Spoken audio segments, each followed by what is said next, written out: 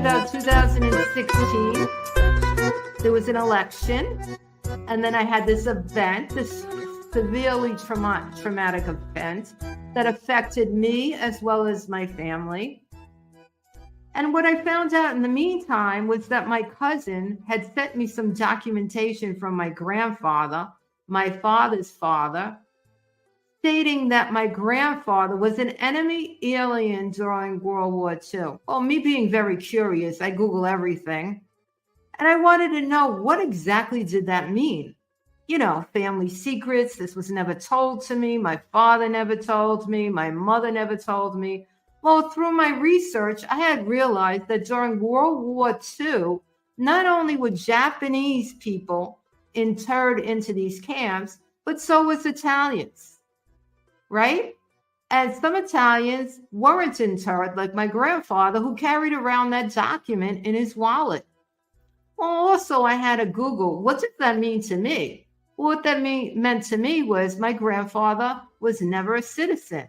He never became a citizen of the United States.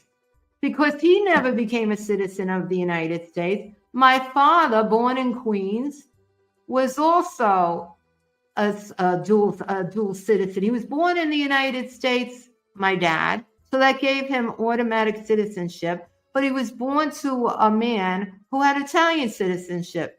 So that made my father dual, which makes me dual, which makes my children and their children dual. The only thing I had to do was prove to Italy that this fact was true. So I had to accumulate many, many documents. And once I accumulated them in the format that Italy required, it was 2019. But if we remember what happened at the end of 2019, there was the COVID epidemic or the pandemic, and it stopped all sorts of travel. I had hired somebody, and finally I was able to fly into Italy in 2020. But I had to quarantine 14 days in London. And I did that, and I spent another 4 days just walking around London and taking photos and looking at things. I finally arrived in southern Italy in December of 2020, and I settled in one comune, the next town over. Well, that comune, I was told, has strictly a lot of just Italian people, but this comune, the next door neighbor, has a history of being kind of Americanized, because for many years there was a NATO base staffed with U.S. Air Force soldiers.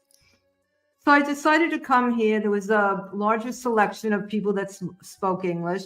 I met some Italian friends here, and I decided to get an apartment here. That was in 2021. So from 2021 to last year, I had a rental apartment, and now I've been in this apartment that I bought for about 1 year.